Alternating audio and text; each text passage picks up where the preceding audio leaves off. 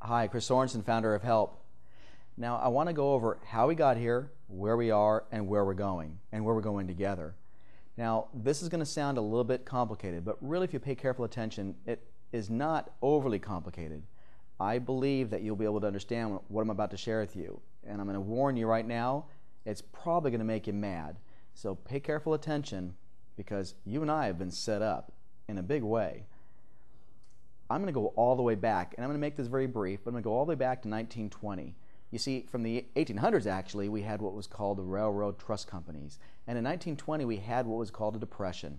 Not by the 1929 version, but we had a small depression. And then, with the government's help, we created the Roaring Twenties. It was a bubble, not like we have now, but it was a bubble in fact.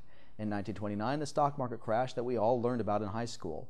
What you may not know is that the stock market came back pretty quickly.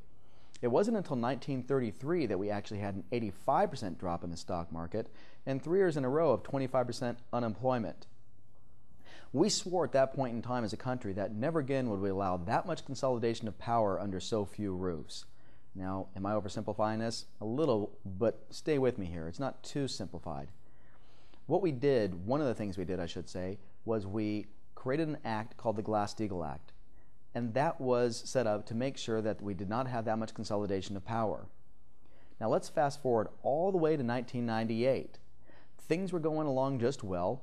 In fact, in California, we had a Building Industry Association slogan.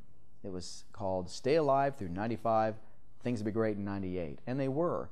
Things were on their way. Well, what happened was, under President Bill Clinton, we signed the repeal, if you will, of the Glass-Steagall Act. It was authored and carried by Senator Phil Gramm, a Republican. It was a bipartisan bill, but in essence it said, all right, go ahead financial firms, go ahead investment bankers, go ahead insurance companies, consolidate once again. Is it any wonder that we found ourselves in the trouble that we are today? Through that consolidation, what occurred was the following.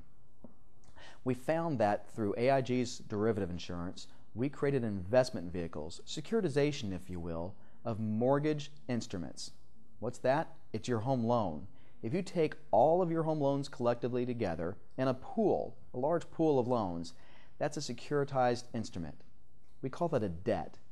Just so you know, for those of you that are following along, debt is a bond, or bond is debt actually, and stock is equity. So stick with me here and watch what happened to all of us. They created a tranche.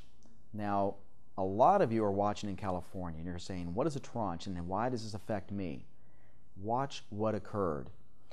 Imagine, if you will, if you're watching this video, a chest of drawers 3 drawers deep. All of your mortgage payments are creating cash flow, and as that cash flow is coming in, it goes into the top drawer.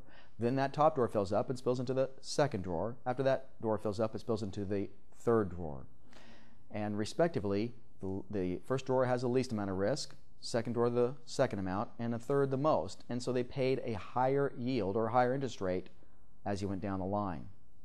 Along with insurance from AIG, and along with ratings from Moody's, Standard & Poor's, and Fitch, we created AAA rated debt. And that meant CalPERS, your individual city, the state, could invest in this debt. Well, what happened was the following, and this is very, very crucial to you because this brings it right down to you who got furloughed or laid off. When August of 2007 rolled around, and it turned out that the rating agencies had made a mistake, that these tranches, these investment vehicles, these securitizations weren't making money and they were actually starting to falter, everybody had to sell. In fact, CalPERS, one of the nation's largest pension funds, if not the largest, they started having to pull out because it was downgraded. They downgraded the rating and they started selling. Folks, we all know from grade school, all sellers, no buyers means a lower price. And as they sold and the values were dropping down dramatically, they lost billions upon billions of dollars. So how does this affect you? Here's how. The cities and the state and others had to backfill in some of those losses, including your local agency where you live. That meant they had to furlough, they had to lay off, and they had to cut back overtime for those people, quite frankly, that are currently employed to take care of the pensions that were lost. Pension dollars that were lost, I should say.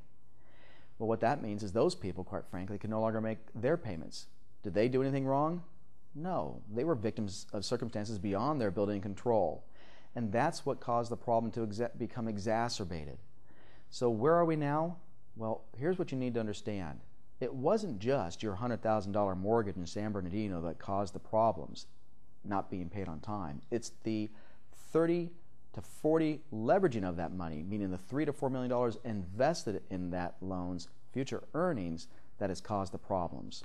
Now look, that may sound complicated, and I know I spoke quickly and glossed over this, but if all you get out of this particular short video is the following, that you didn't create this particular problem, that for those of you that took money out and used your house as an ATM, sure, you may have some guilt and you may have some blood in your hands.